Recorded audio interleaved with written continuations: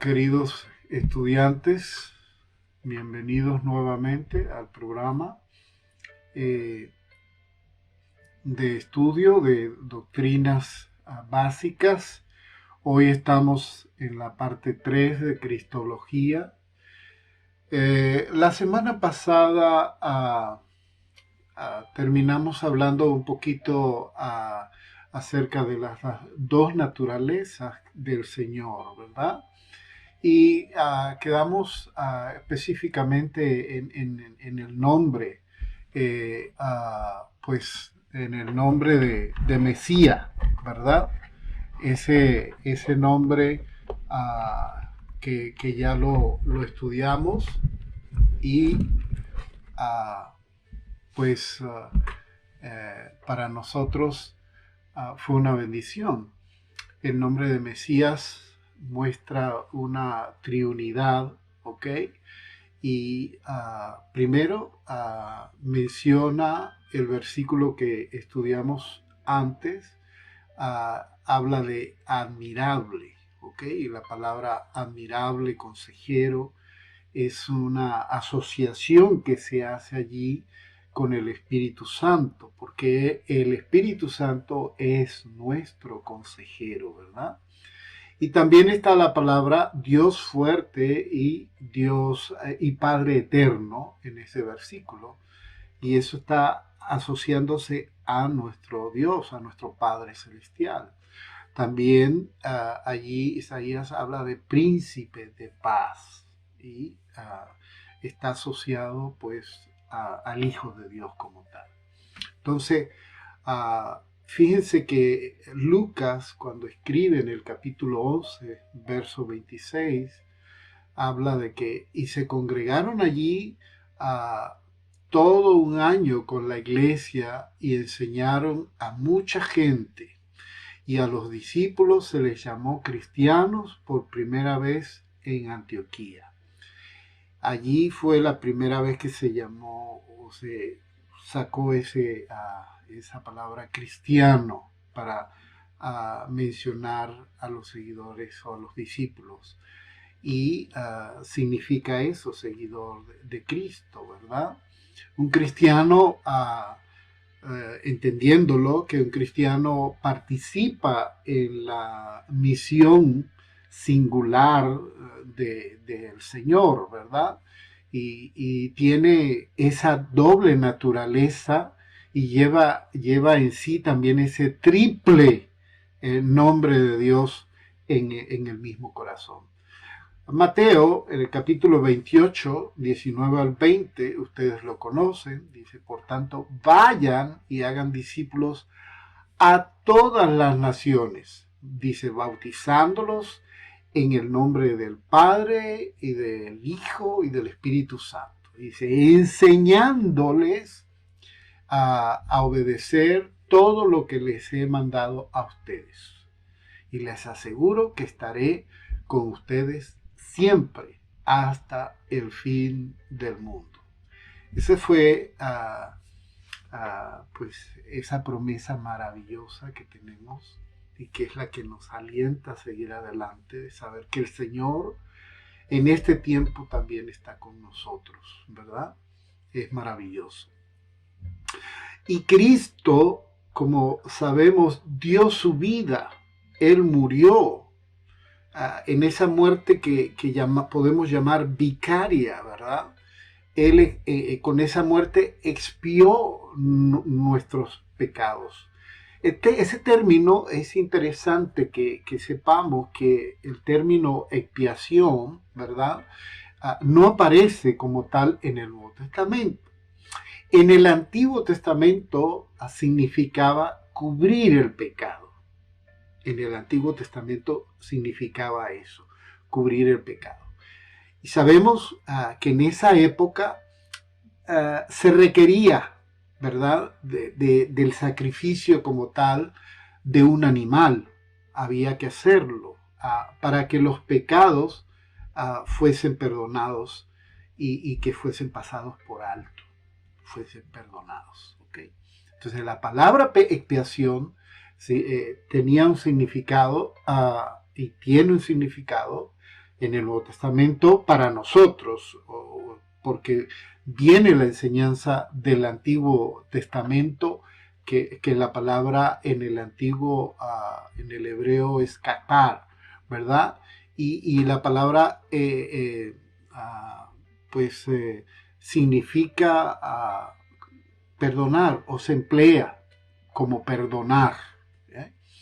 Y si nosotros lo vemos así, podemos entender, vamos a decir, cabalmente, ¿ok? Lo que dice Primera de Juan 1:29. Este es el Cordero de Dios que quita el pecado del mundo. Entonces, Cristo no solamente vino tan solo para cubrir el pecado, no. Nuestros pecados, aparte de ser cubiertos por Él, Él también vino a quitarnos ese pecado de encima, a arrancar el pecado, a romper las cadenas de esclavitud del pecado. Eso es, ¿ok? Y nosotros como estudiantes, pues tenemos que tener esto claro, esta doctrina, esta enseñanza del Señor. Fíjense, me gustaría que usted tomara nota, porque me encantaría que usted puede en su tarea leer Romanos 5:8, ¿verdad? Y quiero que me lo expliquen ustedes en 10 líneas, que me expliquen, ¿verdad? Ese versículo, ese versículo que Dios muestra su amor para con nosotros, en que siendo aún pecadores, Cristo murió por nosotros. Ese es, anótenlo como tarea, explicar Romanos 5:8. Me gustaría que usted me lo explique en pocas palabras suyas, ¿verdad? Y como esa tarea. El Señor murió para reconciliarnos a nosotros. Nosotros estábamos separados. No había una comunicación con nuestro Dios creador, nuestro Padre celestial. No la había, porque el pecado, como ustedes saben, de Adán, rompió esa comunicación. Y por lo tanto, pasamos a ser enemigos de Dios, porque decidimos o decidió en ese momento Adán pues irse por el camino que no era el que el Señor le había enseñado. Y desde ese momento pasamos a nosotros a estar separados de nuestro Dios creador. Ya no había una comunicación. Entonces el Señor Jesús nos reconcilió con el Padre. Así lo dice el apóstol Pablo cuando escribe en 2 de Corintios capítulo 5, del 18 en adelante, por allí lo pueden ustedes anotar y pueden entenderlo, ¿verdad? Entonces el Señor murió para reconciliarnos, para que nos pudiéramos acercar al Padre. Eso es. Y tenemos en la palabra del Señor en el Nuevo Testamento diferentes versículos que hablan, que tratan de la muerte del Señor, ¿verdad? De esa acción de salvarnos producida por esa muerte del Señor en la cruz del Calvario. Usted puede conseguir en Juan 3:16, puede conseguir en Primera de Juan 3:16, en Mateo 20:28, que lo leímos, en Romanos el capítulo 7, verso 14, también en Primera de Corintios, en el capítulo 6, verso 20, y en Lucas en el capítulo 21-28. Ahí son versículos que explican o que dan a conocer lo que es el sacrificio vicario de Cristo. Esa muerte que produjo una acción de salvación para nuestras vidas. Y eso es importante, ¿verdad? Que nosotros entendamos estas doctrinas de la salvación. Es importante.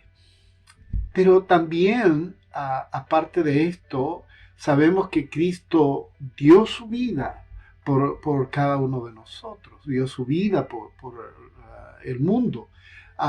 Pero Él resucitó también, ¿verdad? Y a veces nos hacemos preguntas que ¿por qué hay personas que no creen en la resurrección de Jesús? Y lo encontramos, ¿verdad? Por ejemplo, los mismos testigos de Jehová, mormones y todos aquellos que están en contra de la resurrección de Cristo. Aún en el momento, pues habían tomado medidas cuando él fue sepultado y pusieron guardias porque, bueno, hay que cuidar ese cuerpo porque esta gente es capaz de robarlo para decir pues, que resucitó. Eso era lo que en ese momento se entendía. Pero hay personas que no creen en la resurrección y yo siempre digo, esas personas realmente no conocen al Señor. Y eso es lo que yo me imagino, que no hay un conocimiento, no saben que Él resucitó y que existe una importancia de esto, algo claro en la resurrección del Señor. Y bueno, nosotros lo conocemos y es lo que enseñamos acerca de esto, porque es una importancia. Y tenemos una gran responsabilidad también como cristianos de enseñarlo, ¿verdad? Que es así. Entonces, a pesar de todo esto, siempre vamos a encontrar personas que no creen en la resurrección y que no, pues, no conocen y nosotros tenemos que enseñar que la resurrección tuvo implicaciones, puesto que pues, es algo que vamos a estudiarlo ahora. Eso trajo implicaciones para nosotros como cristianos, ¿verdad? Conocer a Jesús es conocer que existe y que cada doctrina, cada enseñanza de Él tiene una autoridad para la vida del presente y la vida del futuro también. Entonces es importante. Podemos hablar de que conocer al Señor Jesucristo implica que moralmente pues que el Señor resucitó, que el Señor resucitó para reinar y para ser nuestro Señor, nuestro Salvador, pero también mi juez. ¿Ok? Entonces, los que reconocemos que Jesús pues venció la muerte, que Jesús se levantó de entre los muertos, pues tenemos una esperanza. Sabemos que al morir Jesús venció la muerte como tal.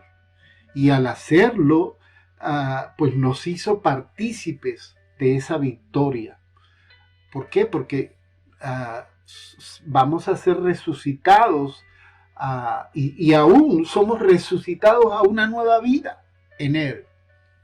Me encanta esto porque, fíjense, el Señor en ese tiempo, en ese mes que estuvo después de la resurrección, Él se le apareció a la gente, se le apareció a sus discípulos. Pero no solamente a los discípulos, la Biblia dice que se le apareció a más de 500 personas. Y eso tiene un porqué. El porqué es que bueno, se le apareció ¿para qué? Para que hubiese prueba de que el Señor había resucitado y que no era un cuento de camino viejo. No, Señor. Era que el Padre había hecho eso, había resucitado a su Hijo de entre los muertos con su poder. Entonces, qué lindo, ¿eh?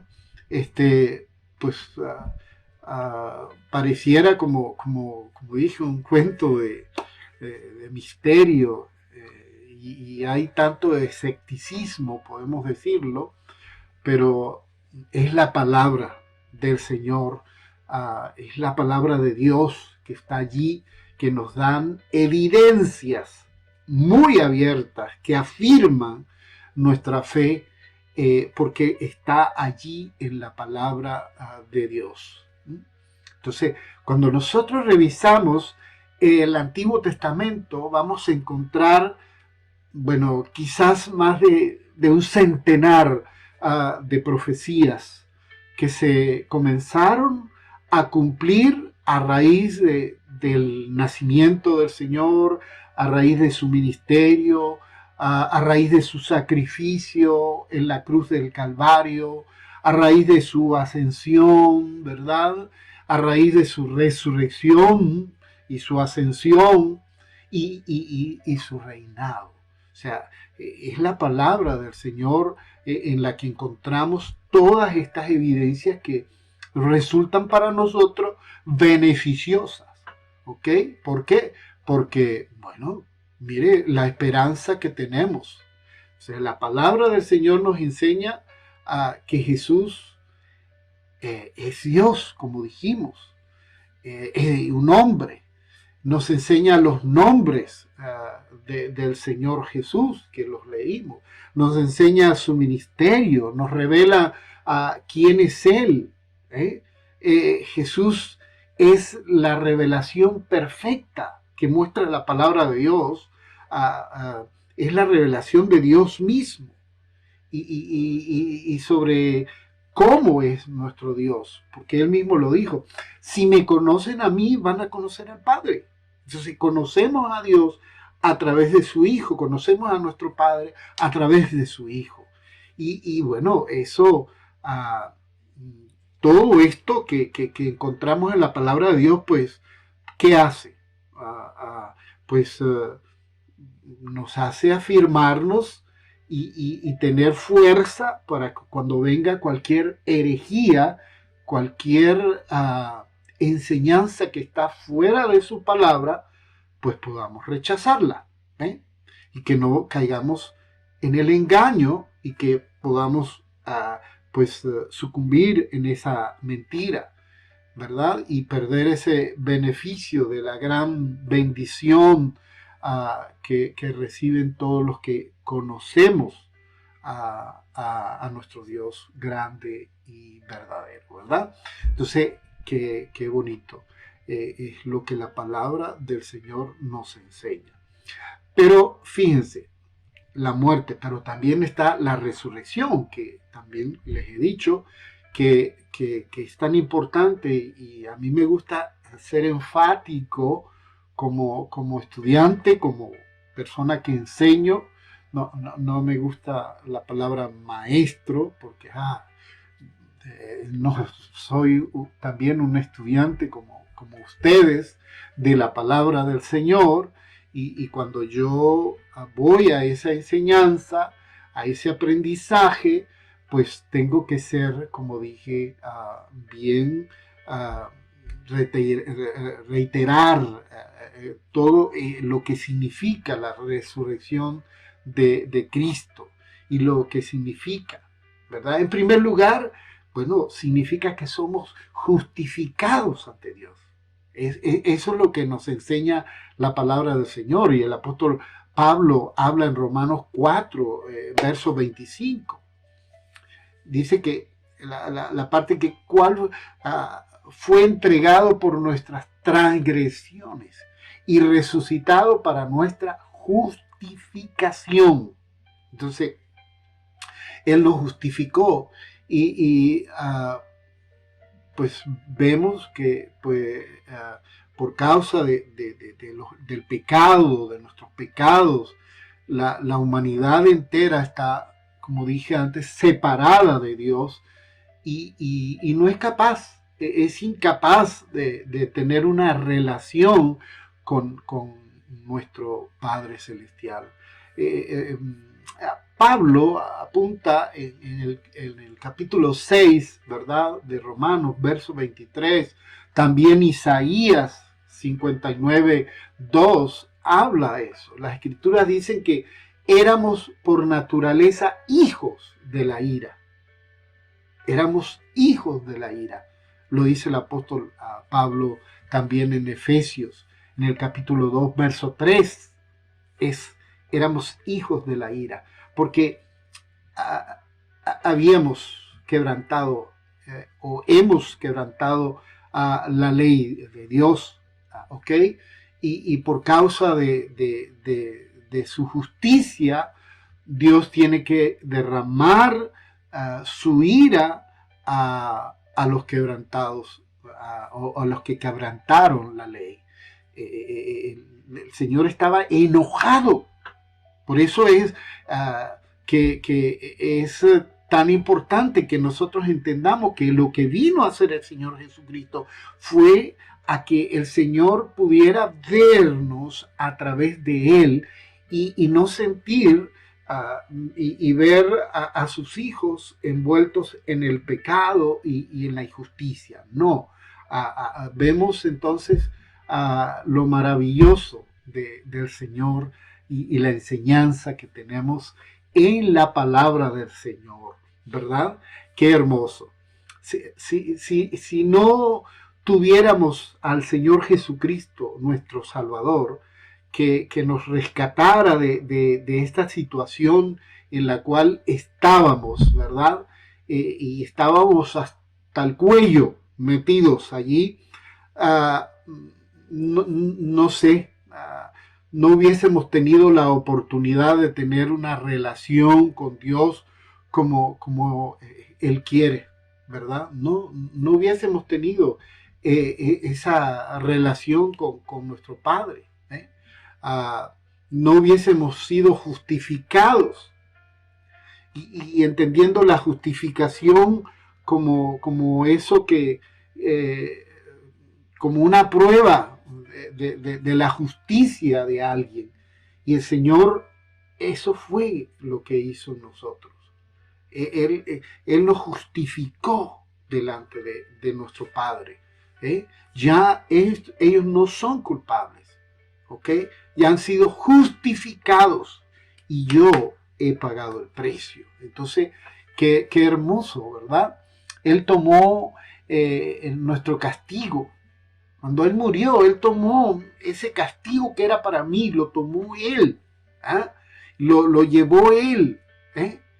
¿Para qué? Para que pudiéramos ser justificados delante del Padre. Entonces, la resurrección confirma que Dios aceptó el sacrificio de Cristo por nuestros pecados y nos dio de esa manera acceso a una relación con Él. ¡Wow! Eso es tremendo, esta enseñanza, ¿verdad? Porque es eso. Fíjense, en segundo lugar, la resurrección del Señor demuestra esa victoria que Él tuvo ante la muerte. Eso lo demuestra. Entonces, la muerte es como el castigo de la humanidad. ¿Quién no le tiene miedo a la muerte? Todo ser viviente. El que diga por allí, bueno, yo no le tengo miedo a la muerte. Aún nosotros como cristianos, no es que le tengamos miedo, pero hay cierto miedito allí en saber que cómo voy a abrir los ojos, cómo voy a... ese no saber, eso produce cierto miedito que es vencido por la confianza en el Señor. Pero como seres humanos, si nos ponemos a pensar, si nos ponemos a analizar, entonces, pero qué hermoso es tener la fe, la convicción, ¿verdad? Aunque haya un miedito allí, pero yo tengo la convicción, la esperanza de que yo voy a vencer también la muerte. Y la muerte era ese castigo por los pecados de cada uno de nosotros. El Romanos, el capítulo que mencioné, 6:23, el apóstol Pablo habla de eso. Y es tremendo. Entonces, vemos que la muerte, esa muerte, está allí, ¿verdad? Y la muerte nos va a llegar a todos. O sea, la muerte no es para el rico, no es para el pobre, no es para el negrito, el blanquito, el viejito, el joven, es para todos. O sea, la muerte está allí, pero el Señor la venció. Y juntamente con Él, pues nosotros estamos en la esperanza y no tenemos el miedo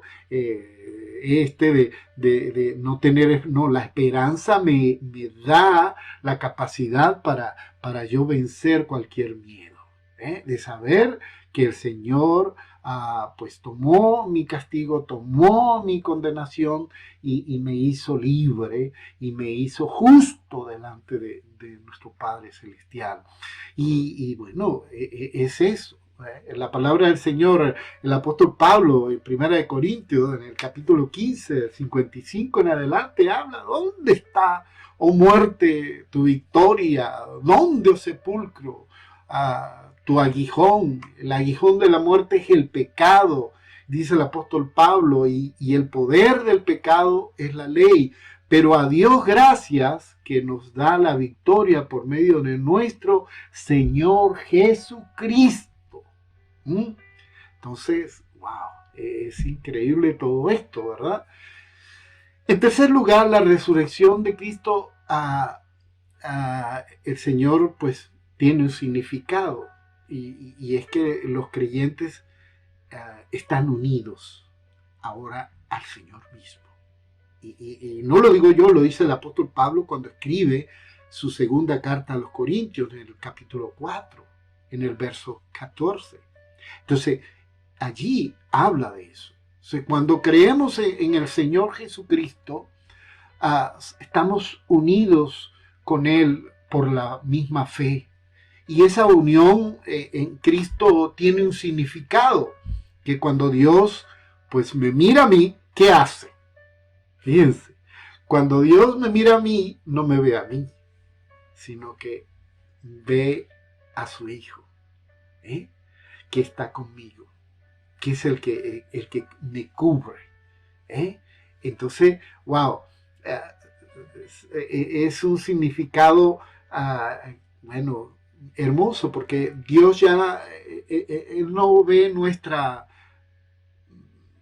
nuestro pecado, ese camino pecaminoso que había en nosotros, sino que ve la justicia de Cristo. Y significa que hemos muerto con Él y vivimos con Él, como dice Romanos 6:8. Vivimos con Él. Y esta unión solo es posible a través de la resurrección de Jesucristo. Solamente. Es semejante a cuando una pareja de esposos se ha unido en matrimonio, ¿verdad? Que las cosas de un esposo pertenecen a la esposa y lo de la esposa pertenece al esposo. Eso es.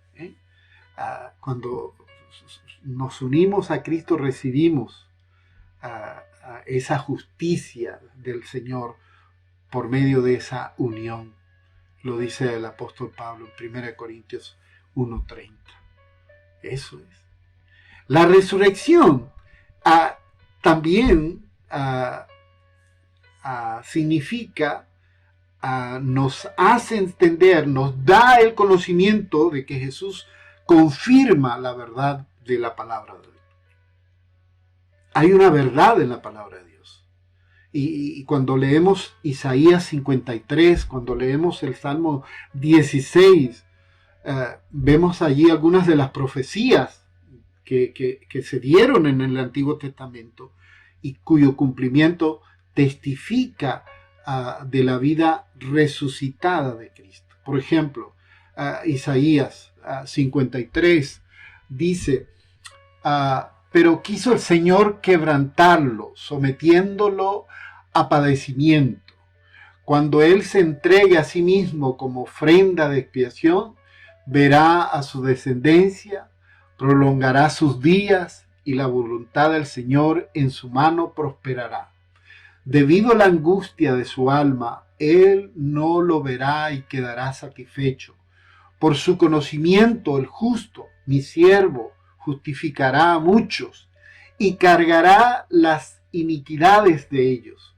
Por tanto, yo le daré parte con los grandes y con los fuertes, repartirá despojos, porque derramó su alma hasta la muerte y con los transgresores fue contado. Llevó el pecado de muchos e intercedió por los transgresores. Esa es una palabra profética de Isaías en el capítulo 53, verso 10 al 12. Y el Salmo 16, del 10 al 11, dice, porque tú no abandonarás mi alma en el Seol, ni permitirás que tu santo sufra corrupción. Me darás a conocer la senda de la vida. En tu presencia hay plenitud de gozo. En tu diestra hay deleites para siempre. ¡Wow! Es algo muy, muy grande que nos enseña la palabra de Dios. Quinto, la resurrección del Señor Jesús prueba que el Evangelio es verdad. El apóstol Pablo en 1 Corintios 15, 1 a 4 lo dice. El hecho de que Jesús vive significa mucho para nosotros. Significa que Él es poderoso para salvar hoy, ¿verdad? Que fue argumento muy sólido que Pablo habló en 1 Corintios 15, donde defiende la verdad de la resurrección y que el apóstol mismo da una explicación que el Evangelio tiene un porqué y que el cristiano depende de eso. Dice, y si Cristo no ha resucitado, vana es entonces nuestra predicación y vana también la fe de ustedes. Y si Cristo no ha resucitado, la fe de ustedes es falsa. Dice, todavía están en sus pecados. Entonces también los que han dormido han muerto. En Cristo están perdidos. Si hemos esperado en Cristo para esta vida, solamente somos de todos los hombres lo más digno de lástima. Eso lo dice el apóstol. ¿Y qué es lo que enseña? Bueno, Pablo explica aquí la resurrección, que no es solo una parte fundamental del Evangelio, sino que es el pegamento, lo que solidifica, que sostiene cada parte del Evangelio. Sin la resurrección, los cristianos creerían en vano y no tendrían ninguna esperanza. Nadie tendría esperanza. Pero el Señor resucitó y ahora tenemos cada uno de nosotros esa esperanza, ese perdón de nuestros pecados. El derecho que nos da ese perdón de estar bien delante de nuestro Padre Celestial y tener lo más grande, la vida eterna por medio de nuestro Señor Jesucristo. ¡Wow! ¡Qué interesante, ¿verdad? Qué interesante es estudiar la palabra del Señor. Y esto encierra una gran verdad. ¿Qué hubiese pasado si el Señor nos resucita? Pues no tuviéramos esperanza. Entonces, la resurrección de Cristo también prueba que Él es el Hijo de Dios. Prueba. ¿Sabe? Estoy terminando los últimos arreglos del libro de Santiago. Y me encanta porque Santiago mismo, ¿cómo reconoce? Él conocía a Jesús como su hermano. Era su hermano mayor. Llamémoslo hermano, medio hermano, pero era hermano del Señor. Vivió con él, en el mismo techo. Sus padres eran los mismos. ¿Ya? Claro, el Señor había sido engendrado por obra y gracia del Espíritu Santo, pero su papá aquí en la tierra era José, igual que el papá de ellos. Pero qué interesante, porque él no creía en el Señor. Era su hermano. Pero este es loco. Él creyó después que el Señor resucitó. El Señor se le apareció a él porque sabía quién era Santiago. Y bueno, cuando nosotros estudiamos la palabra del Señor, la resurrección del Señor prueba que Él es Hijo de Dios. El apóstol Pablo en Romanos lo dice, ¿verdad? Y dice en el capítulo 1, verso 4, lo habla. Jesucristo fue declarado Hijo de Dios con un acto de poder conforme al Espíritu de Santidad como resultado de la resurrección de entre los muertos. El apóstol Pablo lo menciona. Entonces, si Jesús no hubiese muerto, o si Jesús hubiese muerto y se hubiese quedado allí en la tumba, pues él habría sido como los millones que venían ante él, y como los millones que vendrían después. Pero no sucedió así. Él salió de la tumba. Mahoma se quedó. Buda se quedó y otros líderes están ahí enterrados. El Señor no está enterrado. El Señor no está muerto. El Señor está vivo. Me recuerdo las palabras de Martín Lutero, que dice que el peor invento del hombre fue haber hecho la imagen de Cristo en la cruz, muerto allí. Porque muchos creen que está allí, en la cruz. No, Cristo no murió así y se quedó allí. No. Él resucitó. Él ya no está en la cruz. Él está vivo. Y vive para siempre. Y está allí al lado del Padre. ¿Ve? Y bueno, su resurrección pues prueba que Él es alguien. Él es único en la historia del mundo mismo. Él es el Hijo de Dios. Entonces, qué interesante. La resurrección del Señor y su, tiene un significado. El haber resucitado tiene un significado muy importante también, como los otros. Y es que Él derramará su Espíritu Santo sobre los corazones de los que creen. Entonces, es eso. Después de la resurrección y la misma ascensión del Señor, el Padre, y lo dijo el Señor antes de irse, el Padre enviaría, el Padre prometió el Espíritu Santo para que continuara ese trabajo en la tierra.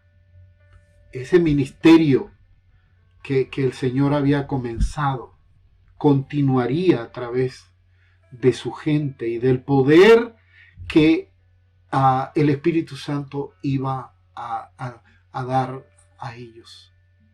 Porque ahora el Espíritu Santo venía no para estar en un tabernáculo, no para tener una morada allí en un local, ¿verdad? Como algunos creen. El judío todavía cree que cuando va allí a su lugar de reunión, allí pues está Dios. Y como en el tiempo del Antiguo Testamento, que en el tabernáculo habitaba Dios. Ahora no.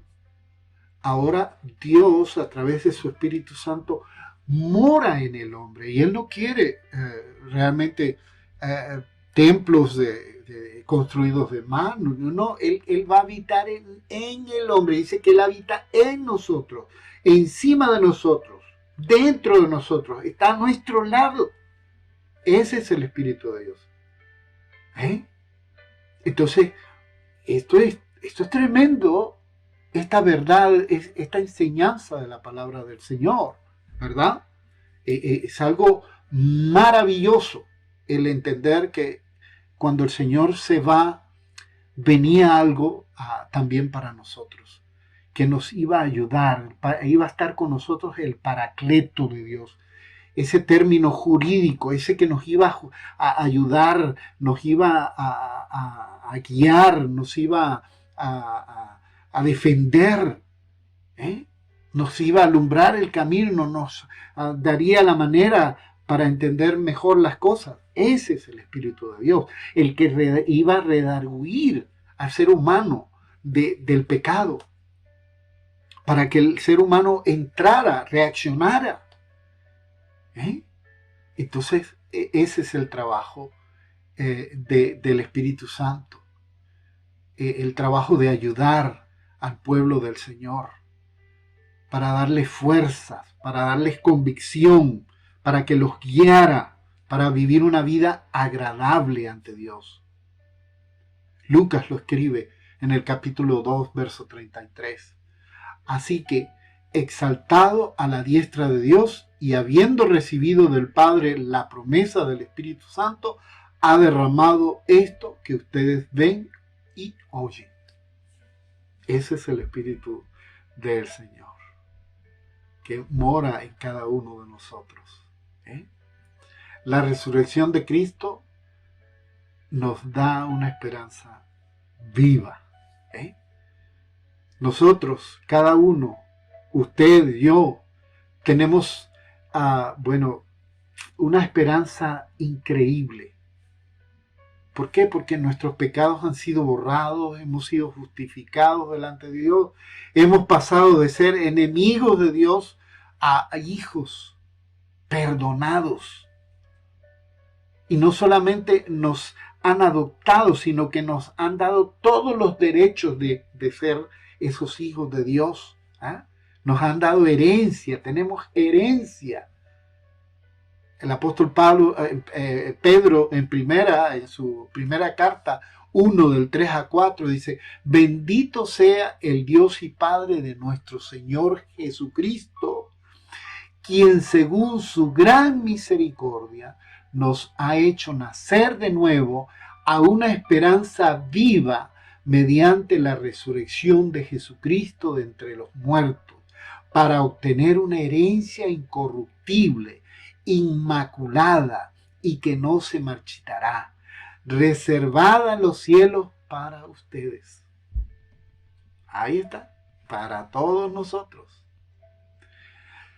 La resurrección de Cristo, nuestro Señor, significa que vamos a resucitar también al igual que Él.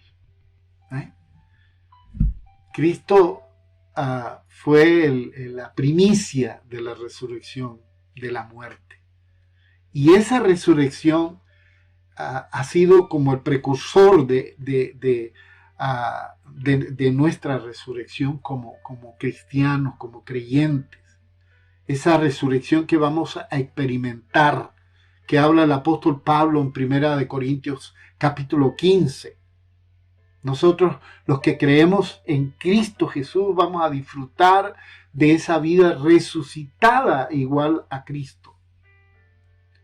Y vamos a resucitar como Él lo hizo, con cuerpos glorificados. Y no lo digo yo, lo sigue diciendo el apóstol Pablo en 1 Corintios en el 15. Capítulo 15, léalo. Es increíble, es verdad pura que hay allí. Entonces, ya no vamos a sufrir más esta vida. Estamos sufriendo, hay dolores, nos enfermamos. Este cuerpo que el apóstol Pablo dice que es como una carpa, es el caparazón, se pone viejo. Ya yo tengo, el domingo cumplo 61 años. Ya han pasado muchos años y he tenido una vida por delante, gracias al Señor que me ha permitido vivir una vida en Él desde muchacho. Y doy gracias por el privilegio que tengo. Pero, pues mi cuerpo está difícil, ¿ya? Algunos de ustedes, ah, pues estarán mejor que yo, pero yo soy solamente el que sé, ¿verdad? Y doy gracias porque todavía puedo hacer cosas para el Señor. Pero, bueno, yo sé la esperanza que el Señor me ha dado, la convicción que el Señor me ha dado, es que después no va a haber dolor, no va a haber sufrimiento, sino que vamos a disfrutar de tener cuerpos perfectos, que ahora anhelamos desesperadamente, diríamos, pero lo anhelamos. Y esto es maravilloso. Esto es la implicación de la resurrección. ¿Eh? Vamos a resucitar como el Señor lo hizo. La resurrección de Cristo significa que Él juzgará al mundo con su justicia. ¿Sabe? Los judíos esperan a Cristo todavía, al Mesías. Masía. ¿Por qué? Porque ellos quieren que Él venga a liberarlos de tanto gente que quiere destruirlos y que ha causado tanto dolor. Todavía esperan al Mesías porque ellos quieren que Él venga a hacer eso. Pero sí, de verdad, Él va a venir. Ya vino, pero va a venir esta vez a hacer justicia. Ya, a hacer justicia. ¿Eh? Él va a juzgar al mundo. Lo dice Lucas en el capítulo 17. Verso 30 en adelante, pueden leerlo, ¿verdad? Para que allí puedan adquirir eso que escribe Lucas, que es importante a este tema que estamos a nosotros estudiando. Un día, queridos estudiantes, hermanos, pues todas las personas del mundo serán juzgadas por las cosas que han hecho, que han dejado de hacer también. Los que no creen van a ser responsables de esa desobediencia hacia Dios. Y se van a enfrentar a una condenación, ¿sí? Y lamentablemente habrá una consecuencia. Serán enviados al infierno. Es duro decirlo, pero es la palabra de Dios que lo dice en Apocalipsis. El infierno ahorita está vacío, porque se va a llenar es en el juicio del Señor. Entonces, wow. Y nosotros los creyentes somos pues responsables delante de Dios. También vamos a tener que dar parte, ¿verdad? Pero no vamos a ser condenados, porque ya el Señor nos libró de esa condenación. Pero sí, tendremos que comparecer y hablar. A lo mejor no me acuerdo, pero el Señor me va a recordar, no hiciste esto y tenías que haberlo hecho. Así que, bueno, lo importante y lo maravilloso es que nosotros no vamos a ser condenados. De hecho, cuando esté todo esto, nosotros estamos en un lugar ya lindo. Pero sí, cada uno va a tener que dar cuenta ante Dios. Claro, como vuelvo y repito, no es para condenación. ¿Ya? Pero los demás que no tienen a Cristo, que no creyeron en Él, sí van a ser condenados. ¡Wow! Entonces, A nosotros nos van a entregar recompensa según lo que hayamos hecho, pero a ellos no, nada. ¿Eh? Eso es. Entonces, esa señal que Dios nos dio para confirmar su juicio fue la resurrección misma del Señor Jesús, cuando se levantó de entre los muertos. ¿Eh? Si usted no cree o conoce a alguien que no cree acerca de esto, pues tiene que tener temor, y un temor profundo, porque la persona que no cree se va a enfrentar a la ira de Dios y va a sufrir una eternidad, ¿eh? Con un castigo merecido por esos pecados. Pero qué maravilloso es que nosotros, ¿se dan cuenta lo que hizo el Señor? Tan grande y tan maravilloso. ¿Ah? Hemos obtenido esa vida eterna a través de Él, de su sacrificio en la cruz. Hemos obtenido esto al haber creído en Él, al habernos arrepentido de nuestros pecados y haber creído que Él fue levantado entre los muertos y que el Señor, nuestro Padre, lo resucitó entre los muertos. Eso es maravilloso, queridos hermanos.